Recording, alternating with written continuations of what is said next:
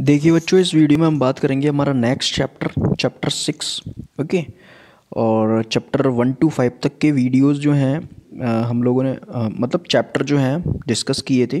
तो अगर आपने वो वीडियोस नहीं देखे हैं तो you can watch on our channel पे जाइए, प्लेलिस्ट में जाइए, प्लेलिस्ट सेक्शन में आप देखेंगे सभी जो हैं बहुत ही अच्छे फॉर्मेट में मैंने जो है क्रिएट करके रखी है प्लेलिस्ट। तो सभी अरेंज है ना, सीक्वेंस वाइज। तो आपको कंफ्यूज होने की बिल्कुल भी ज़रूरत नहीं है, वहाँ जाइए और उनको देख लीजिए और कोई दिक्कत नहीं है और कंफ्यूज नहीं होना है। ओके, तो देखते हैं, पढ़ते हैं हमारा next chapter 6। Okay, major landforms of the earth, समझेंगे इसको भी और डिटेल में। और वर्ड बाय वर्ड हम लोग एक्सप्लेन पढ़ते हैं, डिस्कस करते हैं, तो कुछ भी चीज़ छूटेगी नहीं, टेंशन मत लेना। ओके, तो देखते हैं। You must have seen some of the landform features as shown in the figure 6.1 below. तो 6.1 फिगर में देख लेते हैं, ये लैंडफॉर्म्स दी गई है। तो ये आप एक बार नज़र डाल लेना अपनी बुक में या फिर वीडियो को पॉज करके देख सकते हो। ठीक है, तो कहाँ कहाँ क्या क्या चीज़ें पाई गई हैं। ठीक है, पेनिनसुला किसको बोलते हैं, है ना, आइलैंड किसको बोलते हैं, स्ट्रेट किसको बोलते हैं, माउथ ऑफ द रिवर होता है, ये डेल्टा बनाता है, लेक किसे बोलते हैं, ट्रिब्यूटरीज किसे बोलते हैं, प्लेट्यूज हो गए, माउंटेन्स हो गए, है ना, माउंटेन रेंजेस हो गई, बेसिन हो गया, हिल हो गया आपकी, है ना। तो ये जब ये सब सारी चीज़ें, प्लेन हो गया ये, ठीक है। तो ये जो है आपके लैंड फॉर्म्स हैं, मतलब आपकी ज़मीन बनाती हैं, ज़मीन पे ये सारी चीज़ें आपकी पाई जाती हैं, है ना, अर्थ पर। तो बेसिकली इन्हीं को पढ़ेंगे अपन। ओके, और इसमें जो है अलग अलग टर्म्स दी गई हैं, तो सब समझ में आ जाएगा आपको, है ना, बुक वाइज कुछ भी चीज़ छूटेगी नहीं। ठीक है, तो एक बार नज़र डाल लेना, इस फिगर को भी देख लेना कि माउंटेन इस टाइप के होते हैं। बेसिकली बस इस फिगर में बताने की कोशिश की गई है कि ये चीज़ें जो हैं ऐसी दिखती हैं। ठीक है, तो जैसे आपने माउंटेन रेंजेस देखे होंगे, पर्वत जो है बहुत अभी पढ़ चुके हैं, पर्वत जो है एक साथ बहुत सारे होते हैं तो माउंटेन रेंज कहलाती हैं। अकेला पर्वत माउंटेन कहलाता है। प्लेट्यू जो होते हैं पर्वत से थोड़े छोटे होते हैं। ट्रिब्यूटरीज मतलब की होती हैं नदियों की सहायक नदियाँ, मतलब कि छोटी छोटी नदियाँ जो है बड़ी नदी में मिलती हैं, उसे ट्रिब्यूटरी बोलते हैं। लेक आपको पता ही है, झील बोलते हैं उसको, है ना, नदी से थोड़ी छोटी, मतलब तालाब से थोड़ी बड़ी होती हैं। और ओके, प्लेन जो है घास के मैदान होते हैं जहाँ मतलब अपन खेती बाड़ी करते हैं। ओके, और बहुत सी चीज़ें हैं, आप समझ में आ जाएगा। आइलैंड जो है एक ऐसा हिस्सा होता है ज़मीन का जो कि चारों तरफ से जो है पानी से घिरा रहता है। ओके, तो ये सारी चीज़ें हैं।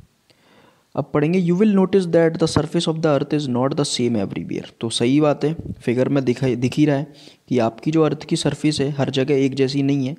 The earth has an infinite variety of landforms. तो बहुत इनफाइनाइट वेराइटी है लैंडफॉर्म्स की, हर जगह एक जैसी नहीं है। Some parts of the lithosphere में be rugged and some flat. तो लिथोस्फीयर बेसिकली हम पढ़ चुके थे डोमेन्स में, major domains of the earth में क्या क्या पढ़ चुके थे, एक बार रिकॉल कर लेते हैं। एटमोस्फियर पढ़ चुके थे, लिथोस्फीयर पढ़ चुके थे, है ना, हाइड्रोस्फीयर पढ़ चुके थे, और आपने बायोस्फीयर पढ़ा था जो कि एक लास्ट था। इन तीनों को मिला के जो है बायोस्फीयर बनता है। ठीक है, तो एटमोस्फियर हो गया, है ना, और आपका लिथोस्फीयर हो गया, और हाइड्रोस्फीयर हो गया, और तीनों को प्लस करके जो आपका क्या बनता है, बायोस्फीयर बनता है। ओके, तो ये चीज़ आपको समझ में आ गई होंगी, चैप्टर 5 में दिया गया है। ओके, तो लिथोस्फीयर का जो पार्ट है आपका कहीं कहीं जो है रज्ड है, कहीं कहीं फ्लैट है ना, ऊबड़ खाबड़ है, कहीं फ्लैट है, आपको देखने को मिलेगा। These landforms are a result of 2 process. ये जो लैंडफॉर्म्स हैं आपके, ज़मीन जो है ये 2 प्रोसेस से बनती है बेटा, ये बात आपको याद रखनी है, समझना है। You will be amazed to know that the ground you are standing on is slowly moving. अब आपको ये जानकर आश्चर्य होगा कि जिस ग्राउंड, ये ज़मीन पर आप खड़े हुए हो, ये स्लोली क्या कर रहा है, मूव कर रहा है, हिल रहा है। ठीक है, with in the earth a continuous movement is taking place, है ना। तो अर्थ के अंदर आप देखेंगे एक कंटिन्यूस प्रोसेस, मूवमेंट जो है चल रही है ना, और मूव कर रहा है अंदर। द फर्स्ट और the internal process leads to the upliftment and sinking of the earth surface at several places. तो इसमें से फर्स्ट जो प्रोसेस है उसे इंटरनल प्रोसेस अपन कहेंगे, है ना, आंतरिक क्रिया। ठीक है, इंटरनल प्रोसेस इसलिए बोल रहे हैं, इंटरनल मतलब अंदर, ये अर्थ के अंदर होती है मूवमेंट, है ना। तो इससे क्या होता है, आपके उतार चढ़ाव आते रहते हैं ना, चीज़ें उठती हैं, नीचे डूबती हैं। ठीक है, तो अर्थ सरफेस पर कई कई जगहों पर आपने देखा होगा भूकंप इसी से तो आते हैं यार। भूकंप अंदर की तो प्रोसेस है, इंटरनल प्रोसेस है, जिससे कुछ चीज़ें जो है ऊपर उठ जाती हैं, कुछ चीज़ें डूब जाती हैं, मतलब फट जाती है ज़मीन। तो ये कुछ है ना। और सेकंड जो है और द एक्सटर्नल प्रोसेस, दूसरी जो है वो एक्सटर्नल प्रोसेस है, बाहर की क्रिया, is the continuous wearing down and rebuilding of the land surface. तो एक्सटर्नल प्रोसेस में होता यही है कि आपका जो है लैंड सरफेस बन रही है, बिगड़ रही है। कैसे? The wearing away of the earth surface is called erosion.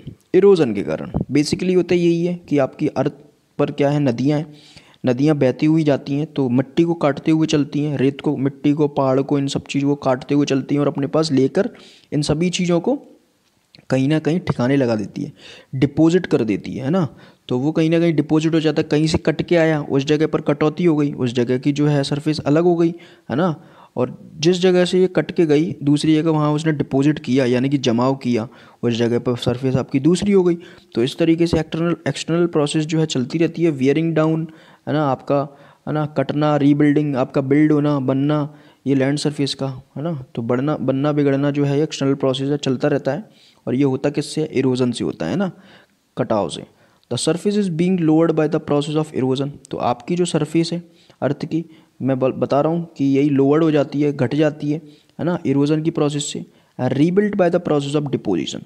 तो इरोजन से होता है कटाव, है ना, और डिपोजिशन से होता है क्या? जमाव। तो जमा हो जाता है आपका, कट के गया तो कहीं ना कहीं जमा तो होगा ना, ठीक है। तो ऐसा हो जाता है इरोजन और डिपोजिशन से आपकी जो है चीज़ें चलती रहती हैं, आपका सरफेस बनता रहता है, बिगड़ता रहता है। और these two process are carried out by running water, ice and wind. और ये चीज़ें प्रोसेस होती किससे? मैंने बताया ना, पानी के साथ जो चलती हैं, पानी रिवर जो है काटती हुई चलती हैं। तो रनिंग वाटर, बहता हुआ पानी बहुत तेज़ी से काटता हुआ चलता है। आइस हो गई आपकी, है ना, विंड हो गई आपकी, हवा तेज़ी से, आंधी वगैरह, तूफान वगैरह चलते, तो इनके साथ भी धूल धक्कड़ वगैरह बहुत सी चीज़ें आपकी जाती हैं। ओके, तो ये भी काटने का काम करती हैं। अब broadly we can group different land forms depending on elevation and slope as mountains, plateaus and plains. तो हम क्या करेंगे, अभी लैंड फॉर्म्स को पढ़ेंगे तो एलिवेशन, ऊंचाई और स्लोप के आधार पर अपन पढ़ेंगे, जैसे कि माउंटेन्स हो गए, प्लेट्यूज हो गए और प्लेन्स हो गए, ठीक है। तो बेसिकली आप फिगर में देख सकते हो, माउंटेन्स हो गए, इसके बारे में पढ़ेंगे, ठीक है, प्लेन्स हो गए, ओके, और ये प्लेट्यूज, इन तीनों चीज़ों के बारे में पढ़ेंगे, लैंडफॉर्म्स के बारे में, ओके, क्योंकि इनकी ऊंचाई वगैरह ये सारी चीज़ें हैं, ढलान, ऊंचाई वगैरह, ये सब के आधार पर अपन इसकी चर्चा करेंगे, ओके। तो डू यू नो और पढ़ लेते हैं, कोई भी चीज़ छूटेगी नहीं आपसे, डोंट वरी।